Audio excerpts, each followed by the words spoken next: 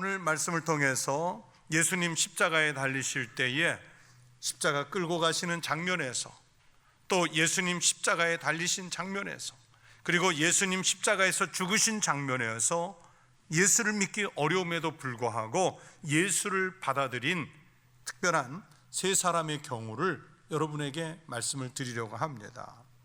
첫째는 예수님의 십자가형을 사형을 감독하던 로마의 군인 백부장이었습니다. 성경에 보면 백부장이면서 믿음을 받아들인 사람들의 이야기가 여러 차례 나옵니다.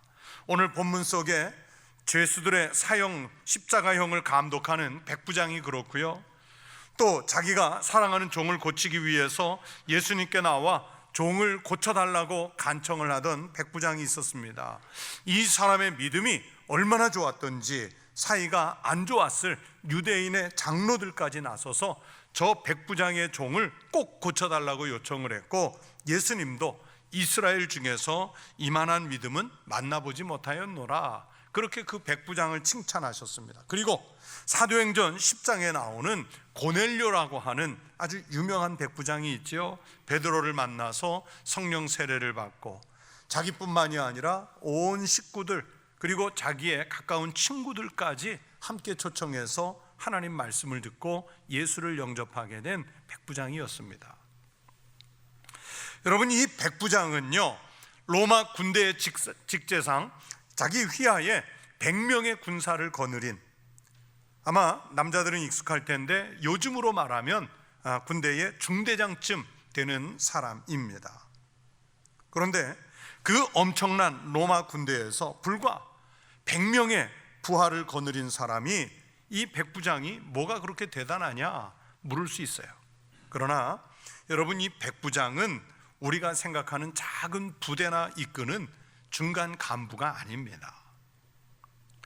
참고로 시오노 나나미라는 여성 작가의 로마인 이야기에 로마 군대의 직제와 그리고 그 군대 속에서 백부장의 역할, 백부장의 신분, 그리고 백부장이 그 로마에서 차지하는 비중, 의미에 대해서 상세하게 소개되어 있습니다. 백부장들은 로마를 통치하는 최고 의결 기구인 원로원, 의원들의 자제들이 대부분이에요.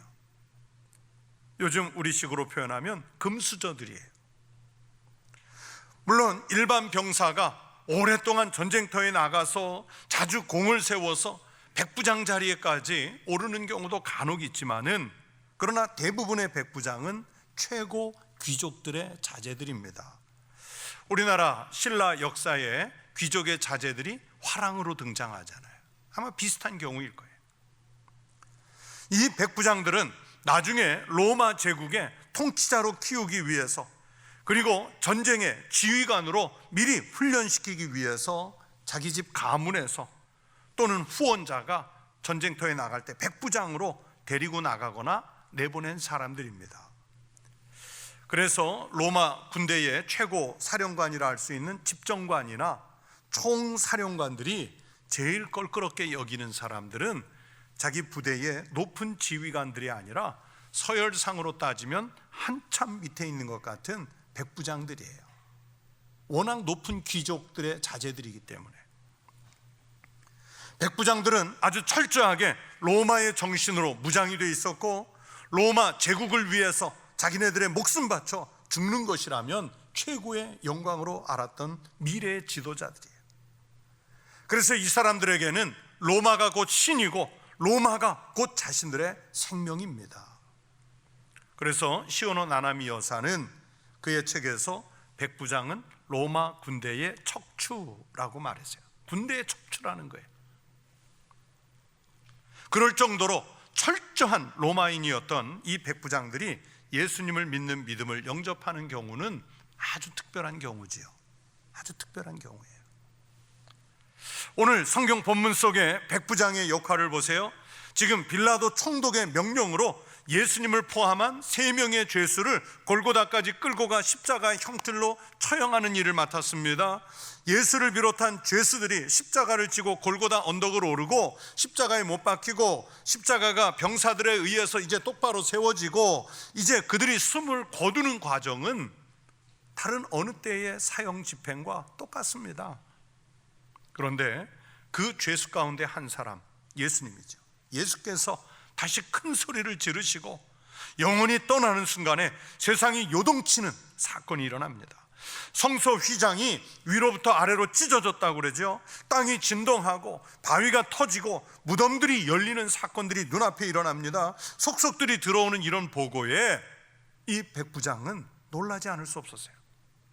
그리고 자기 눈앞에서 펼쳐지는 이 자연 현상들 앞에 그는 지금까지 자신이 믿고 살아왔던 모든 지식, 의지, 경험, 백부장으로서 자기가 가지고 있던 모든 관념들이 예수님의 십자가 죽음 앞에서 한꺼번에 무너져 내립니다. 그래서 오늘 본문 54절에서 이 백부장이 그 입으로 이렇게 고백하지요. 이는 진실로 하나님의 아들이었도다. 이는 진실로 하나님의 아들이었도다. 오늘 본문을 보면 이 백부장 및 함께 있던 사람들은 그 일어난 일들을 보고 심히 두려워하였다고 말씀해요. 또 누가복음 23장 47절에 의하면 백부장이 그 된 일을 보고 하나님께 영광을 돌렸다고 하였습니다. 그렇게 예수님이 돌아가시는 장면을 누구보다 세밀하게 관찰하고 지켜보았던 이 백부장이 자기도 모르게 신앙 고백을 하고요, 그러면서 하나님께 영광을 돌리게 됐습니다. 여러분, 이렇게 도무지 다른 신앙이 들어갈 수 없을 것 같은 사람일지라도 예수 그리스도의 십자가 사건과 그 역사를 보면서 결국에는 신앙을 고백할 수밖에 없어요. 우리가 예배당에 앉아 있으면서도 여전히 나의 신앙이 고백되지 못한다면 우리는 아직 예수 그리스도를 만나보지 못한 거예요. 우리는 여전히 예수 그리스도의 십자가를 내 가슴 속에서 받아보지 못한 거예요. 그는 이렇게 신앙을 고백하고 마침내는 하나님께 영광을 돌릴 수밖에 없었습니다. 여러분, 이것이 바로 십자가의 능력인 줄로 믿습니다. 우리는 어떻습니까? 십자가의 말씀을 언제나 보고 듣고 가슴에 새기면서도 우리는 과연 주님을 향한 신앙 고백, 주님을 향하여 영광을 돌려드리고 계신가요? 십자가는 십자가 이전의 사람과 십자가 이후의 사람을 구분하는 그런 능력이 있습니다. 우리는 지금도 예수님의 십자가에 대해서 목격할 수 있는 기회가 많아요. 성경 말씀을 통해서, 목사님의 설교를 통해서 예수님의 십자가 말씀들을 듣습니다. 여러분 자신의 삶 가운데서 십자가와 같은 고난을 만나 예수님의 십자가를 생각할 때도 있습니다. 십자가를 보면서 대다수의 군중들처럼 별 의미 없이 그저 구경꾼의 입장에서만 보는 사람들도 있어요. 그러나 오늘 이 성경 속의 백부장처럼 예수님의 십자가를 체험하면 자신도 모르게 그 사랑의 힘에 이끌려서 예수님을 영접하게 되고 신앙을 고백하게 되고 하나님 아버지께 영광을 돌리게 만들어 주는 거예요. 오늘 이 시대를 사는 여러분에게 십자가는 무엇입니까? 오늘 십자가를 가장 가까이에서 지켜보고 있다가 예수님을 영접한 이 백부장처럼 십자가를 지켜보면서 신실한 믿음을 고백하는 우리 성도들이 되시기를 바랍니다. 또 두 번째는 아무 관계없이 예수님의 십자가를 구경만 하다가 영접한 사람이 있습니다. 예수께서 십자가를 지고 그 길을 가실 때 자주 쓰러지셨죠. 지금도 예루살렘 구시가지에 가면 예수님 십자가를 지고 가셨던 길에 쓰러지신 곳, 즉 십자가의 길, 비아 돌로로사가 있습니다. 예수님이 쓰러진 장소들이에요. 그랬던 것처럼 무수한 군중들이 자주 쓰러지시는, 십자가를 지고 가시는 그 모습을 그냥 멀뚱 구경만 하고 있습니다. 너무나 더디게 걷는 그 행보에 로마 병사들이 답답했는지 구경을 하는 그 무리들, 군중들 속에서 로마 병사들이 한 사람을 끄집어내요. 오늘날 리비아라는 나라의 땅인데 구레네라고 하는 북부 아프리카에서 예루살렘에 일을 보러 왔다가 마침 십자가 사형이 있다고 해서 구경 가자 하고 구경 나왔던 사람 시몬입니다. 구레네에서 왔다고 해서 구레네 사람 시몬이에요. 병사들이 그를 끌어냈을 때 당연히 안 하겠다고 했겠죠. 내가 이 저주스러운 십자가를 왜 져야 하느냐 하면서 항변했을 것입니다. 그러나 그 서슬퍼런 병사들의 협박에 할 수 없이 십자가를 대신 지게 되었습니다.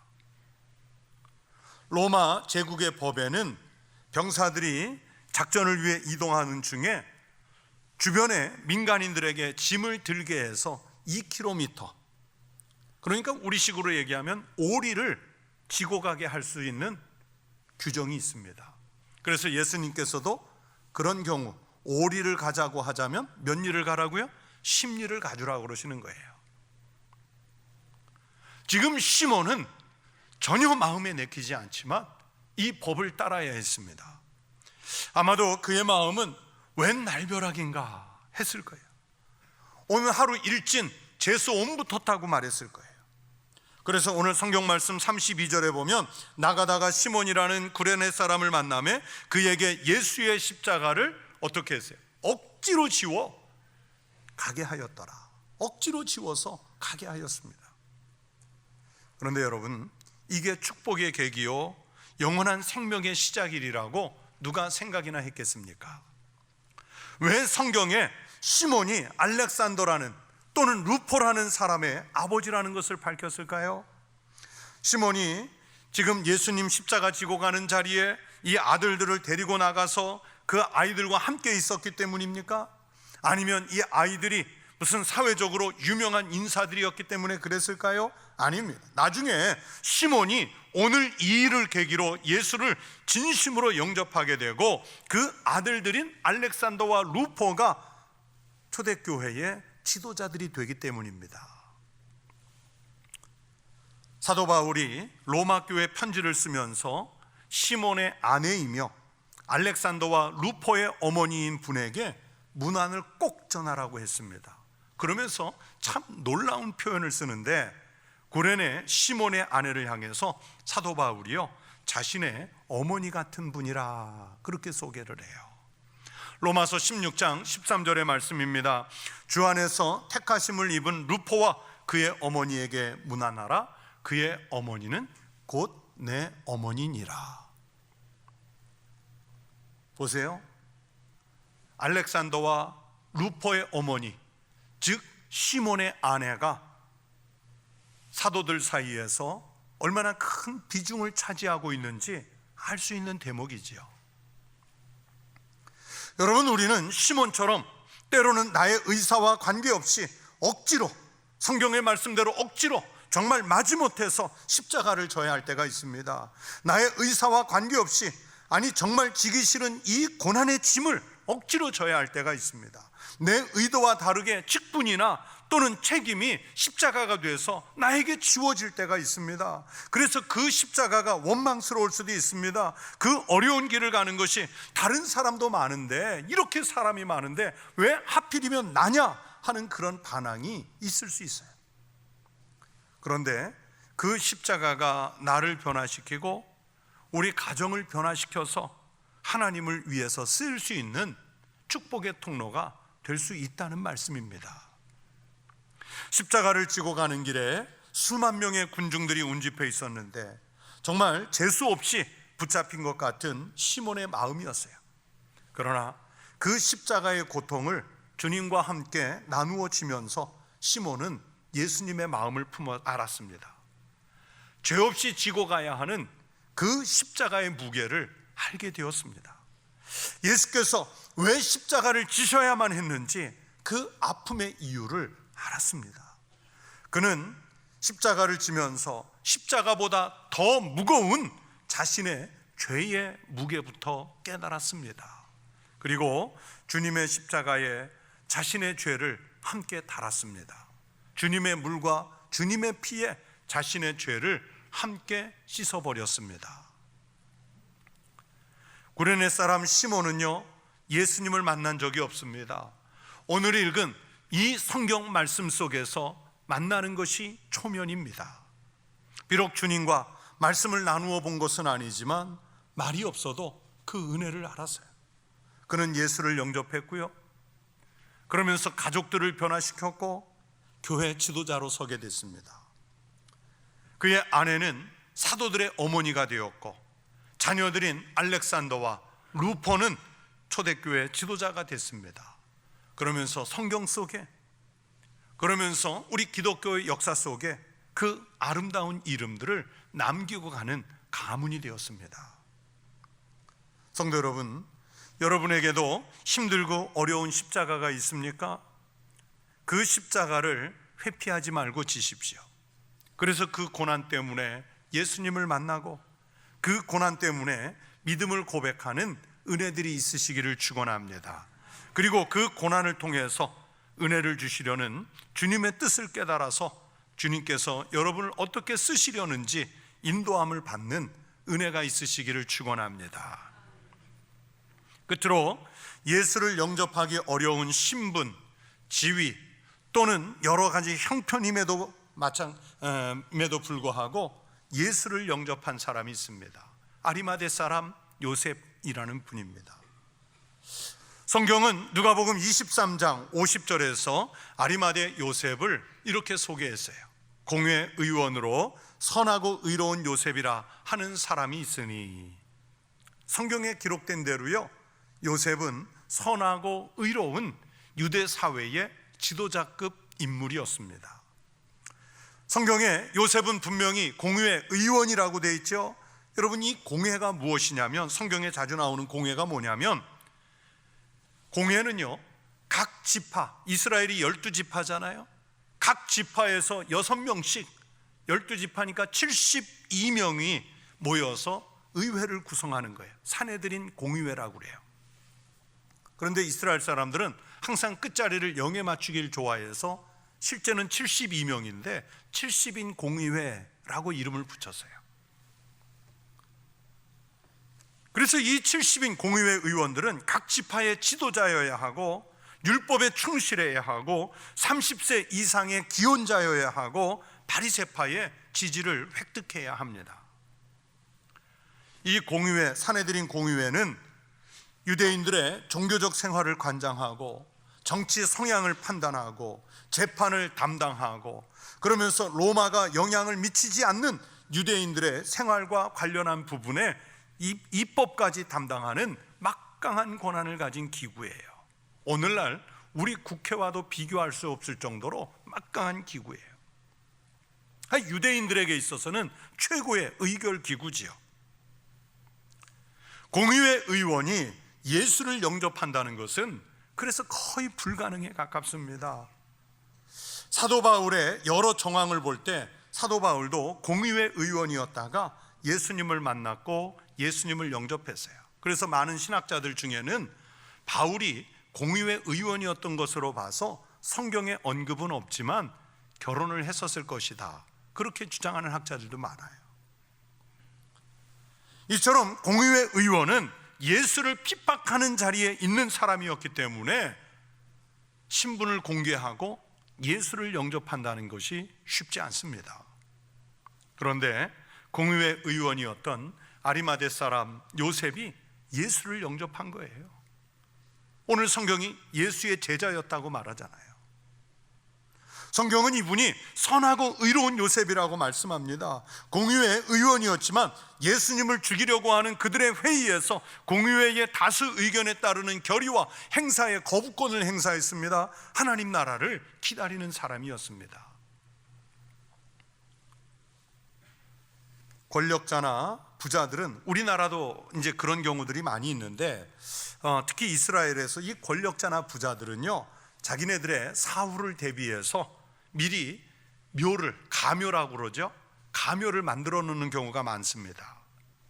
요셉도 자기가 묻힐 무덤을 준비해 두었어요. 그래서 오늘 읽은 본문에 새 무덤이라고 나와 있잖아요. 바로 골고다 언덕 밑에 있는 동굴 형태의 무덤입니다. 원형에 큰 돌을 굴려서 그 입구를 여닫을 수 있는 그런 무덤 형태예요. 요셉은 지도자였기 때문에 용기 있게 빌라도를 찾아가서 예수님의 시신을 달라고 해서 정성껏 세마포로 싸고 예수님을 나중에 자기가 들어가려고 했던 그 가묘에 안치를 했습니다. 사실은 이것도요, 지금 아리마대 사람 요셉이 하는 이 행위도요, 거의 불가능한 일이에요. 십자가형에 처해졌던 죄수는 묻힐 자격이 없어요. 버려져야 돼요. 요셉은 예수님의 시신을 거두어서 깨끗하게 장례를 치루어 드렸습니다. 불가능한 일을 이 아리마대 사람 요셉이 한 거예요. 요셉도요, 아무리 예수님 제자라지만 그냥 예수를 마음으로만 믿고 하나님 나라를 기다리면서 얼마든지 자신의 지금 지위와 권력을 보존하며 향유하면서 살아갈 수 있는 사람이었죠. 뭘 공개적으로 그걸 내세웁니까? 그러나 그는 자신의 지위와 자신의 권력을 십자가에 달리신 예수님을 위해서 사용하였습니다. 그랬기에 그의 신분과 그의 지위가 우리 그리스도교의 역사에 아주 아름답게 빛을 내고 있습니다. 우리는 우리의 신분 또는 우리의 사회적 지위가 신앙생활을 방해받게 할 때가 있습니다. 그러나 여러분, 하나님께서 도리어 그 자리에 있게 하심은, 그 지위를 얻게 하심은 바로 예수님을 위해서 일하시라는 뜻이 있었을 것입니다. 에스더가 왕비가 되고 그러면서 유대인들이 멸족할 위기에 빠졌을 때 사촌 오라버니 모르드게가 에스더에게 이렇게 말하지 않습니까? 네가 왕위의 자리를 얻은 것이 이때를 위함이 아닌지 누가 알겠느냐? 우리가 가진 직분, 우리의 지위, 그리고 우리의 힘, 우리의 능력으로 더욱 하나님을 섬기는 성도들이 되시기를 바랍니다. 하나님이 여러분에게 주신 재물과 은사로 주님의 영광을 나타내는 성도들이 되시기를 축원합니다. 여러분이 어떤 형편에 놓여 있든지 그 환경을 통해서 예수님의 십자가에 나아갈 수 있는 통로로 삼으시기를 바랍니다. 이 시대에 아리마대 사람이 바로 우리 청북교회 성도들이 되시기를 축원합니다. 여러분, 오늘 우리는 21세기를 살지만 우리의 십자가가 있습니다. 심령에 말로 다 표현할 수 없는 고통이 십자가에 있겠고요, 때로는 자식이 나의 십자가일 수도 있습니다. 육신의 질고가 나의 십자가일 수 있습니다. 경제적인 어려움이 나의 십자가일 수 있어요. 그 십자가가 그냥 버려진 십자가가 아니라 오히려 주님께로 한 걸음 더 갈 수 있는, 그리고 예수 그리스도를 만날 수 있는 십자가가 되시기를 바랍니다. 우리가 십자가로 가까이 가면 주님은 우리에게 오셔서 우리 인생의 고난의 짐을 대신 져 주실 줄로 믿습니다. 우리의 죄를 용서해 주실 줄로 믿습니다. 십자가의 형을 맡은 로마 군대 백부장처럼, 강제로 십자가를 진 구레네 사람 시몬처럼, 예수님의 시신을 맡은 아리마대 사람 요셉처럼 주님의 십자가로 가까이 가십시오. 모태신앙으로 예수를 믿기 시작했든지, 전도를 받아서 예수를 믿게 되었든지, 가족들이나 주변에 의해서 억지로 예수를 믿기 시작했든지, 어떤 상황에서도 십자가를 받아들이는 성도들이 되십시오. 십자가 곁을 지키는 성도들이 되십시오. 십자가를 통해서 죄는 속량을 받고 영원한 생명을 얻는 믿음의 성도들이 되시기를 축원합니다. 그래서 오늘 여러분이 지고 가시는 그 십자가 때문에 주님을 만나고 우리 성도들의 삶이 지금까지와는 다른 전혀 새로운 생명의 삶을 살아낼 수 있기를 주의 이름으로 축원합니다.